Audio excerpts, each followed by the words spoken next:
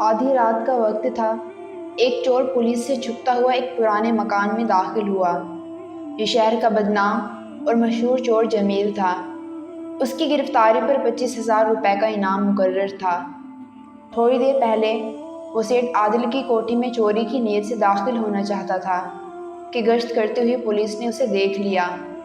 وہ چور جمیل پولیس کو دھوکہ دے کر اس پرانے مکان میں آ گیا تھا۔ اب اس نے چھپنے کے لیے ایسی جگہ تلاش کر لی تھی جہاں اسے کوئی نہ دیکھ سکے۔ ابھی وہ سوچ ہی رہا تھا کہ اچانک ایک کمرے سے رونے کی آواز سنائی دی۔ یہ آواز ایک عورت کی تھی۔ وہ کہہ رہی تھی کہ خدا کے واسطے میرے بیٹے کو بچاؤ، اگر اسے کچھ ہو گیا تو میں بھی زندہ نہیں رہوں گی۔ ایک مردانہ آواز آئی کہ ڈاکٹر نے اس کے آپریشن کے لیے 20,000 روپے کی رقم کا بندوبست کرنے کو کہا ہے۔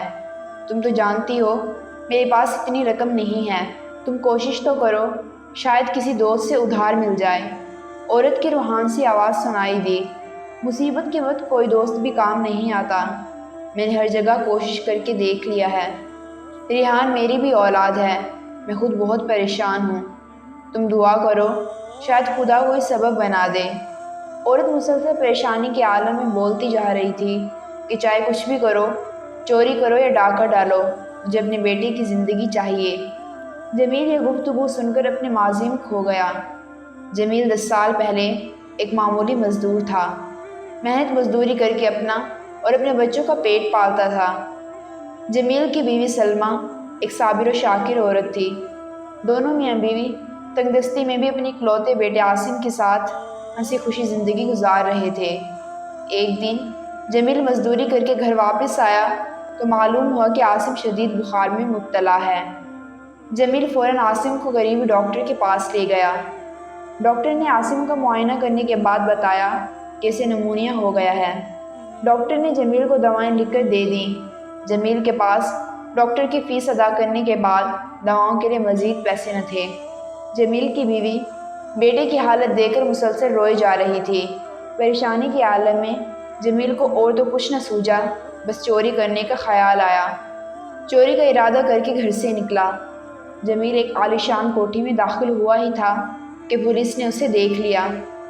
وہ پولیس کی گرفت میں آئے بغیر سیدھا اپنے گھر پہنچا، مگر اس وقت تک بہت دیر ہو چکی تھی۔ گھر کا منظر انتہائی کربناک تھا۔ وقت پر دوائی نہ ملنے کی وجہ سے عاصم کا بخار شدید ہو گیا تھا، اتنا شدید کہ عاصم کچھ دیر پہلے انتقال کر چکا تھا۔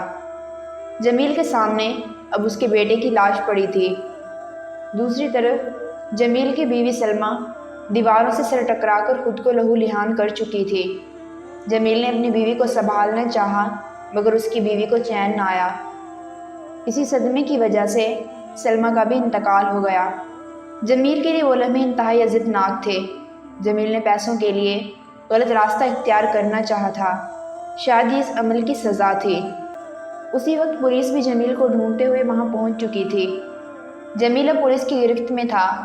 جمیل نے پولیس والوں کو اپنی بے گناہی کا یقین دلانے کی کوشش کی اور پولیس کو بتایا کہ اس کے بیٹے کی بیماری کے علاج کے لیے اس کے پاس رقم نہیں تھی، اس لیے وہ ایک قدم اٹھانے پر مجبور ہو گیا۔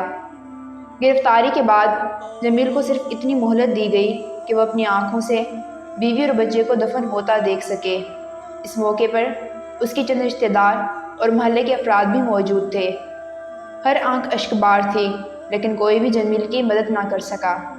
پولیس جمیل کو اپنے ساتھ لے گئی۔ عدالت میں جرم ثابت ہونے پر جمیل کو 6 ماہ کی قید کی سزا سنا دی گئی۔ رہائی کے بعد بدقسمت جمیل پیشہ ور چور بن گیا۔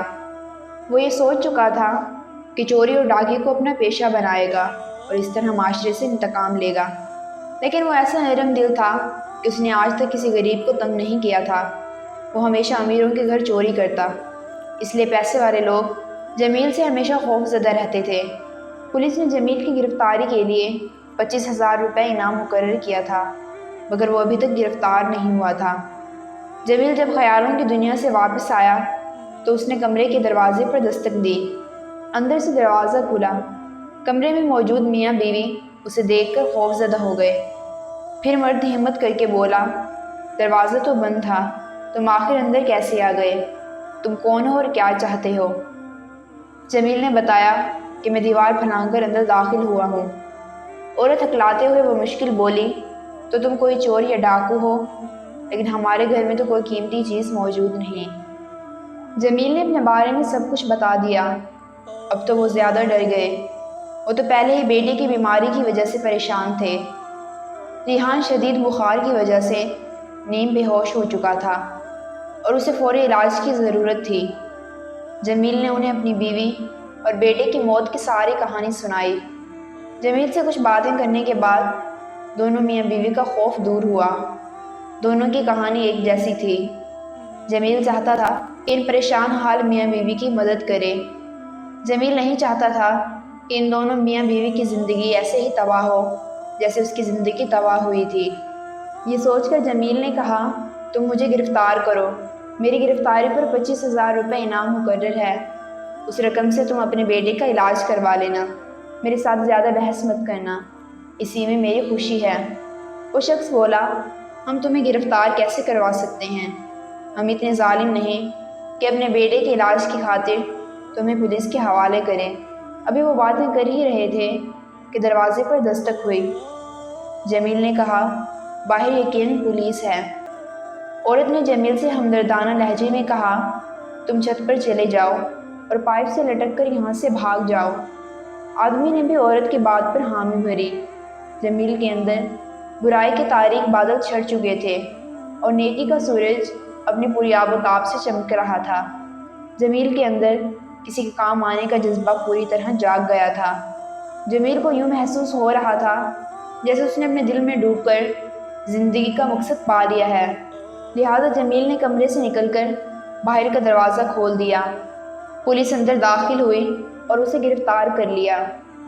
پولیس نے ضروری کارروائی کے لیے اس آدمی کو بھی ساتھ لے لیا۔ جمیل نے اس آدمی کو چپ رہنے کو کہا اور اعلیٰ افسروں کے سامنے فرضی کہانی سنا دی۔ ایک پولیس اہلکار نے آدمی کا نام اور پتہ نوٹ کر لیا۔ اس آدمی نے اپنا نام خالد بتایا تھا۔ جمیل کی جیب میں اس وقت 2,000 روپے موجود تھے۔ اس نے یہ رقم خالد کو دیتے ہوئے کہا کہ اس پیسوں سے وہ اپنے بچے کا ابتدائی علاج کروائے اور انعام کی رقم ملتے ہی کسی اچھے ہسپتال میں لے جا کر اپنے بچے کا علاج کروائے۔ جمیل کو عدالت سے سزا سنا کر جیل بھیج دیا گیا۔